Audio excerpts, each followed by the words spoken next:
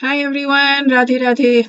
In this video, we're going to be doing chapter 13, verse 30, and it is really powerful. I mean, I'm sure there is I'm sure there is obviously a huge amount of depth of realization that we can get to, and right now it's just only purely intellectually understanding it.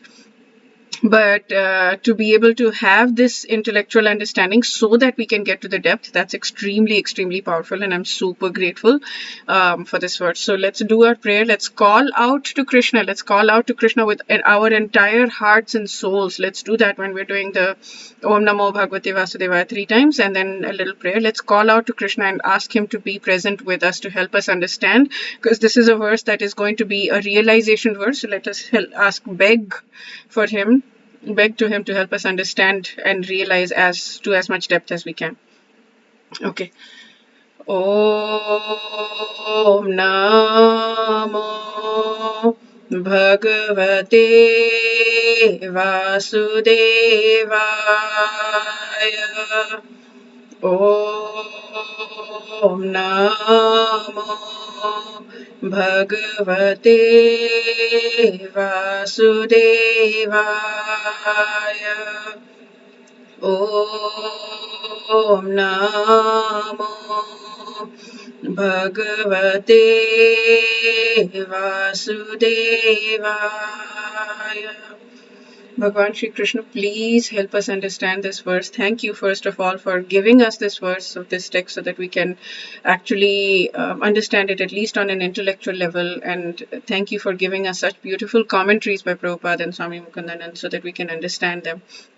And please help us understand to as much depth as we possibly can in this moment, and please help us understand over the next however our life as time unfolds. Please help us understand it to a realized level as much as we can, because this is so beautiful. Thank you for giving us this beautiful text, this beautiful Bhagavad Gita, and thank you for being with us as Paramatma in our hearts and supporting us with everything that we need. Thank you for being so extremely merciful. Okay, so let's sing the verse together.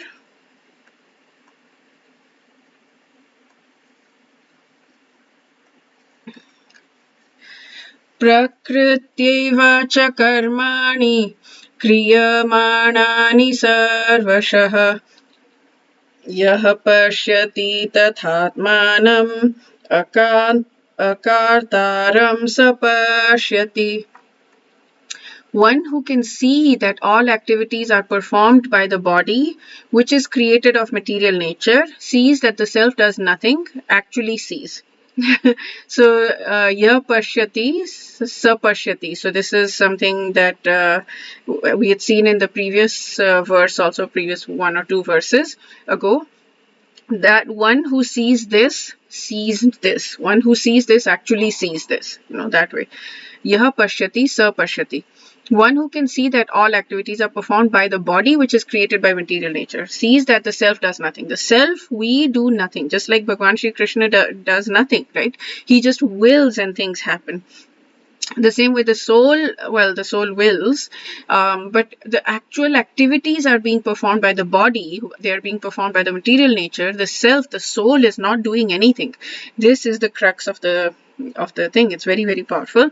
So now that the commentary is even more powerful, it's very powerful. I don't want to say it's more powerful than Krishna. Well, that's not what I meant to say. This body is made by material nature under the direction of the super soul. So whatever activities are going on in our body are not our doing. Whatever we are supposed to do, we are forced to do because of the bodily constitution. So the self is outside all of these activities. So why are we doing it? Why are we forced to do these things? It's because we have desires. We had desires in our past lives, because of which we are getting the payment for it, the prarabdha karma in this life. And so both of those things, that's the body is a machine designed by the Supreme Lord to fulfill desires. So it is that we have desires, and because of these desires we have to both have its suffering and enjoyment. the desires don't just bring enjoyment, obviously, right? This the whole problem because of which we're all here on this planet, in this place of misery, in this ocean of misery, is because we have desires that are independent of the Lord. We don't want, the desires are not just to please the Lord, the desires are for ourselves, to enjoy ourselves. And because we have those desires, we will have both. We will have enjoyment and suffering, a lot more suffering than enjoyment, but we will have both. So there's this transcendental vision of the living entity where we realize that we are not these bodily activities. That person is actually the seer. That person is actually seeing the truth. That all of these things that we're doing because we have past desires, according to one's past desires. This body is given according to one's past desires. So the fact that, like, I mean, this question that's asked, right? Why are some people born American? Why are some people born Indian? Why are some people born Chinese? Why are some people born in rich families, poor families, spiritual families, religious families? There's all millions of kinds of things, right?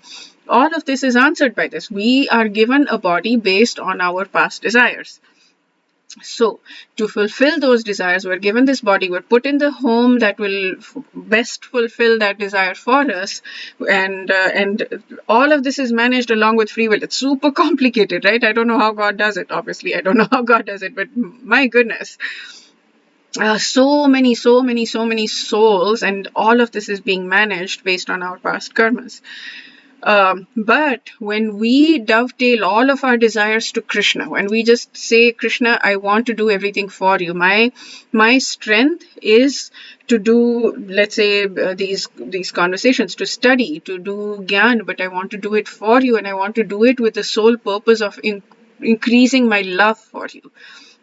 Not just understanding it spiritually, but understanding it in a way that increases my love for you, increases bhakti, not just like leave it at Gyan Yoga, but actually increases bhakti.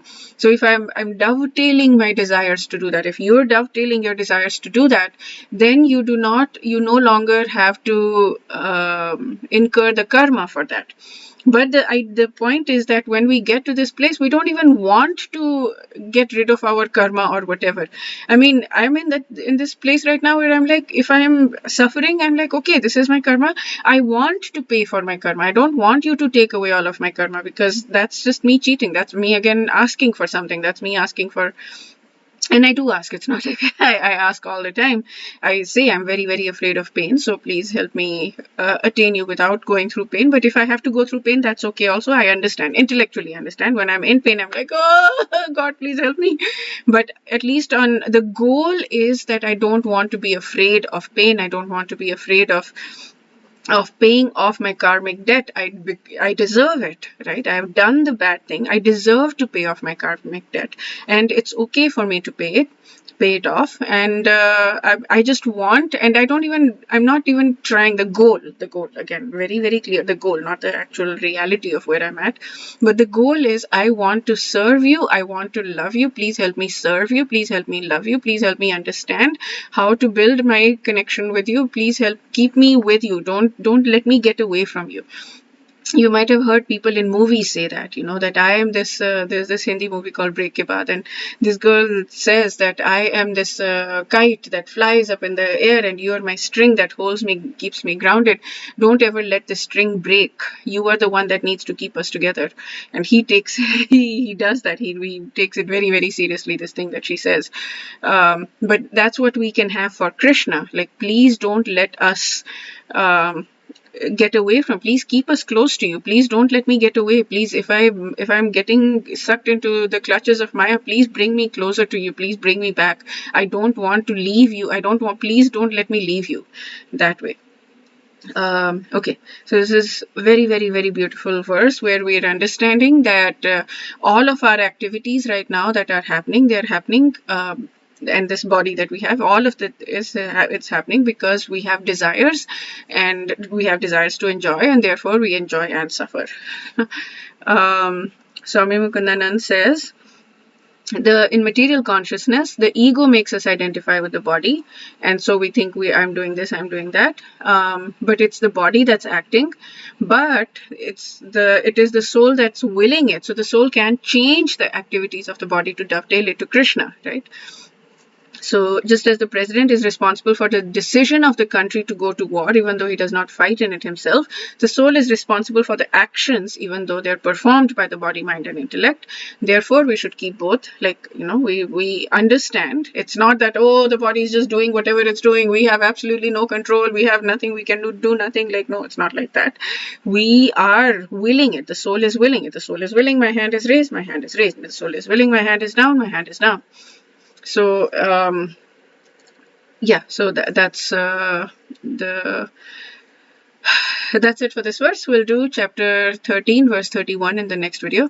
Wish you a day filled with tons and tons and tons and tons and tons of Krishna's mercy, Krishna's grace, Radha Rani's mercy, Radha Rani's grace, spiritual growth, motivation, excitement, enthusiasm. Wish you a beautiful day. Radhe Radhe.